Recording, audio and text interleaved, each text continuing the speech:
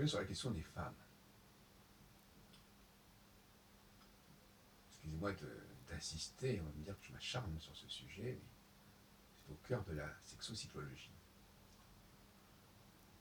Une nouvelle discipline dont je fais la promotion et dont je suis le fondateur. J'ai dit que la femme ne pouvait pas par elle-même se renouveler. De même qu'elle ne peut pas par elle-même enfanter. Il faut qu'elle soit piquée, il faut qu'elle soit percée, il faut qu'elle soit perturbée, secouée par l'homme. Donc elle a besoin de l'homme pour se renouveler. Mais on peut toujours dire, les femmes peuvent toujours dire qu'elles n'ont pas besoin de se renouveler. Ben, c'est clair. Une femme aussi peut dire qu'elle n'a pas besoin d'enfant. C'est clair aussi. Donc ça peut être perçu comme subsidiaire. Et notamment, la tentation de beaucoup de femmes, c'est de dire on n'a pas besoin, on a des trucs qui marchent très très bien, on n'a pas besoin de quelqu'un qui vous dise qu'il faut tout changer et tout casser et faire quelque chose de nouveau. Donc elles ont cette attitude-là. Pourquoi? Parce que cette attitude-là leur permet de se passer des hommes. Et inversement, si elles cherchent un renouvellement, si elles ne veulent pas rester constamment dans les mêmes pratiques, dans les mêmes habitudes, dans les mêmes routines, il faut qu'elles passent par un homme. C'est l'homme qui va les libérer de leur propre chaîne, de ces chaînes qu'elles se sont mises à elles-mêmes. En fait. Donc c'est très important, un homme pour une femme. Bien au-delà de la question de la procréation, même si c'est important aussi. Donc j'emploie une expression qui est un petit peu vulgaire, je dirais que la femme est un cul-de-sac. C'est-à-dire que et elle est dans elle-même, elle serait dans la linéarité en fait, quelque part, si on la laissait faire. Elle serait dans la shabbatisation, comme j'ai expliqué. C'est-à-dire, elle est dans quelque chose qui est terminé. C'est le fantasme de le monde est terminé. Voilà, le monde est terminé, le monde est achevé. Tout a été, il n'y a plus rien à changer. Voilà.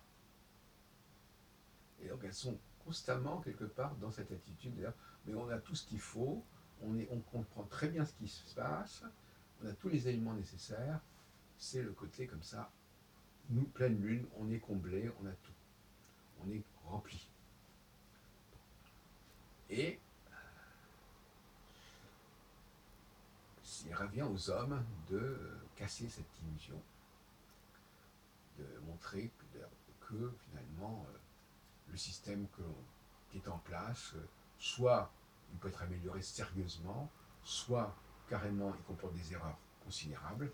Et donc dans un cas comme dans l'autre, il faut recycler, il faut réapprendre, il faut repasser une formation, et à ce moment-là, il faut repasser sous le joug, sous les fourches codines des hommes, qui ont la clé du progrès. Parce que le paradoxe, c'est que souvent les femmes disent mais le progrès, c'est le fait de donner aux femmes les mêmes statuts qu'aux hommes. C'est ça le progrès. C'est complètement dérisoire d'avoir ce genre de raisonnement. Le progrès, c'est pas, le progrès ne passe pas par les femmes. En tout cas, ne passe pas par le statut des femmes, au contraire.